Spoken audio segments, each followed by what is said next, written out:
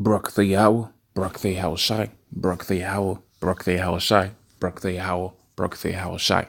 All praise unto Yahweh Shemi Yahweh Shai, Wahar Kadash. Double honors unto the apostles of GreatMillStone. Ownership of us to be pushing this truth in sincerity throughout the four corners of the earth. So this is going to be a video regarding the World War III that's in preparation out here. And I just wanted to go into some prophecy because pretty much this article hits this this word river Euphrates, which is a biblical or rather more name mentioned in the Bible, to where with war was going to take place. So I'm going to go into the prophecy, the prophecies regarding these nations, how they was going to be gathered. Pretty much in a lot of times when the Most High was going to deliver his people Israel, and in the process of delivering his people Israel, he was also going to be judging these different nations. So we're going to look at that within the scriptures. So to start off with, I'll read the article, and then to finish off with, I'll go into the scriptures. Okay, so it says, you know what? I'll go back and forth. Okay, it says Lavrov. This is a dude out there in Russia. It says U.S. has no plans to leave Syria. Okay, positioning itself on the Euphrates bank. Okay, it says despite, and that's the key word right there. Despite Donald Trump's claim, the U.S. is actively digging in the area of the eastern bank of the Euphrates River in Syria and has no intention of leaving. Okay, and says Russian Minister Sergei Lavrov said. Okay, so let's go into the scriptures right quick. And this is the book of Revelations, the 16th chapter on the 12th verse. It says, and the sixth angel pulled out his vial upon the great river Euphrates. Okay, and the water thereof dried up, that the way of the kings of the east might be prepared. Okay, so this is dealing with a particular spirit being pushed out there, so that these dudes was gonna go out there and war against each other, man.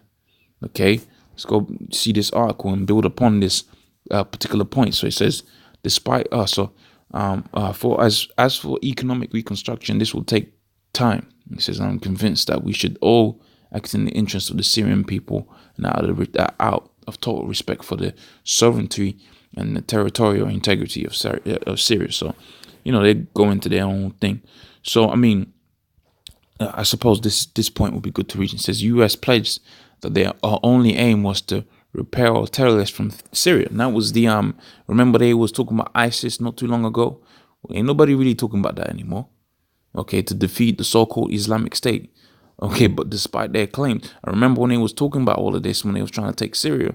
Okay, before this Assad thing resurged, because this ain't the first time they've been talking about Assad, you know, committing war crimes against, you know, his people.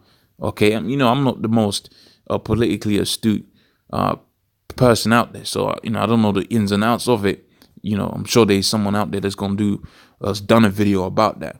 You know, I just go into the scriptures as best as I can and try to couple it with the articles that are happening. You know, keeping it basic. You know, most of the time Jake ain't gonna really go into all them deep. You know, you lose attention after.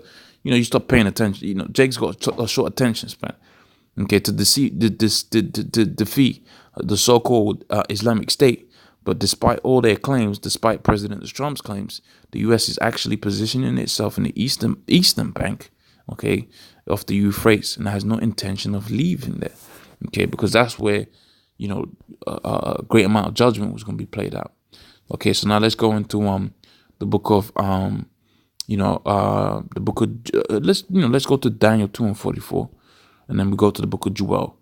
Okay, going to show you that war is very necessary. Okay, it's a very necessary part of our salvation, because these nations, man, okay, whether it be Ammon, Moab, Japheth, okay, all of them nations were partakers of our captivity.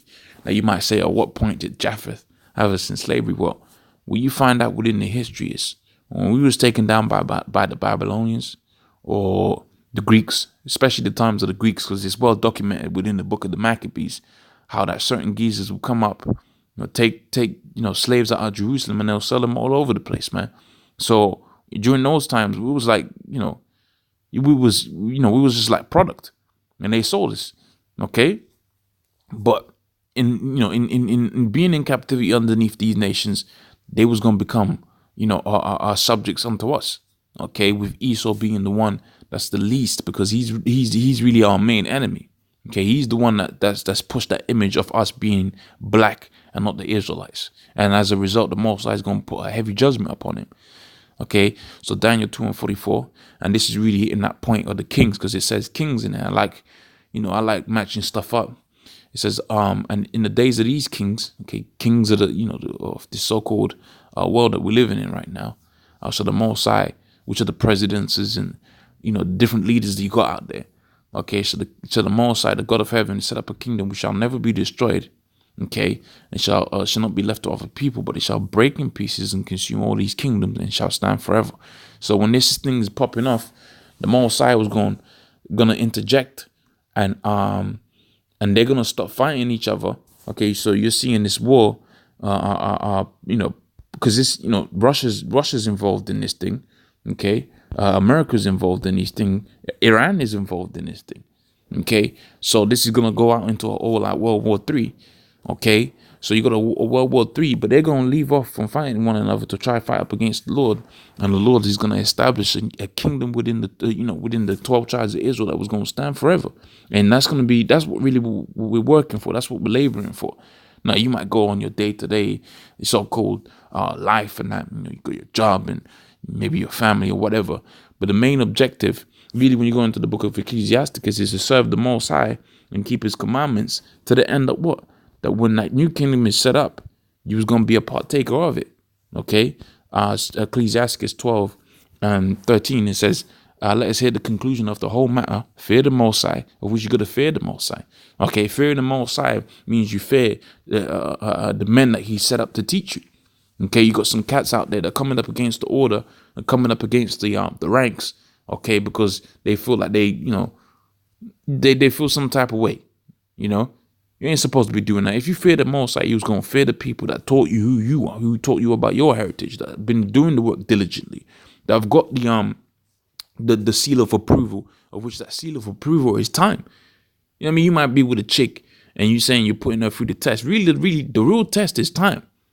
And that's just with your chick. And the same thing applies for a man. Okay, the real test is time. Okay, see, time is the great healer, and time is the great test. Because once you have it to where a man's been in the truth for 25 years, man, then that person is solid, man. That's got to be a man of the Lord. Okay, because they're convinced within their spirit, no matter what has happened, whatever adversity, electric bills, not being paid, car broke down, all of them kind of things, women leave you, all of them things, this all happened. Okay, and someone's still studying first for the truth, then that goes to show you that person has a fear of the Most High, and that's gonna be a man of the Lord. And if you fear the Most High, then you was gonna be what? Subject unto those people. I stay in order.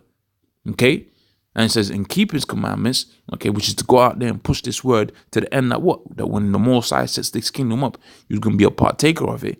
For this is the whole duty of man. So the whole duty of the man is to fear the Most High and keep His commandments. Okay, everything else is vanity. King Solomon said it himself. It's in Ecclesiasticus. All the other things is vanity. You set up a school. Okay, the next leader of the school starts bringing stuff that you didn't condone with into that particular establishment. You set up a business, okay, your son takes over the business and runs the biggest business down to the ground.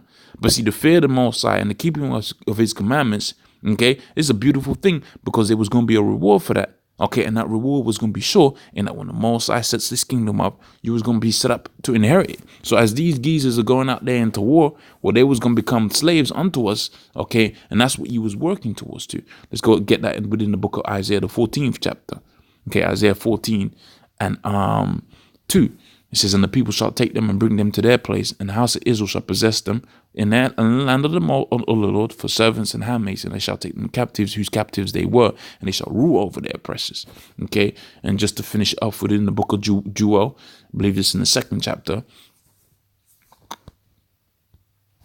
3rd chapter. Okay, here we go.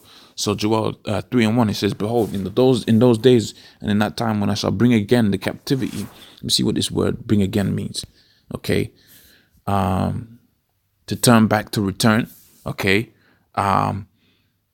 Okay, so to return. So when the Most High was going, return us from captivity. Okay, so that's why you got the camp sign out there. A lot of guys are coming up against the camp sign now. Okay, but that camp sign is that's you coming out of, that's the beginning of the Most High bringing you out of captivity, because you got to know your heritage. And then once you know your heritage and you're sealed, and that's when the Most High was going to take full effect and physically manifest it. Okay, you was going to be brought out of Babylon. Right now, your mindset is out of Babylon, but the Most High was going to physically draw you out of Babylon when he returns, when these nations was going to be gathered together fighting in that valley of Jehoshaphat. Okay, out there in the river Euphrates. Okay, in the valley of the Most High's judgment. Okay, Yahweh has judged. Okay. In that valley, okay, so the Most High was gonna be, Lord's gonna be judging them nations there, and you was gonna be at the same time you was gonna be removed out of the position of being in slavery. Okay, so it says when the Lord was gonna do all of this, I will also gather all the nations and bring them down into the valley of Jehoshaphat, and I'll plead with them there for my people and for my heritage, whom they have scattered amongst the nations. So when different cats see this, they thinking that this is just some event that's gonna go away. No, you got them nations gathered together so that them scriptures could be fulfilled, man. Okay, so with that, I'm gonna say all praise unto Yahweh, Hashem, Yahshua, Harakah, Kadash, double understanding to the apostles of Great Millstone, honestly brothers that be pushing the truth in sincerity. Shalom.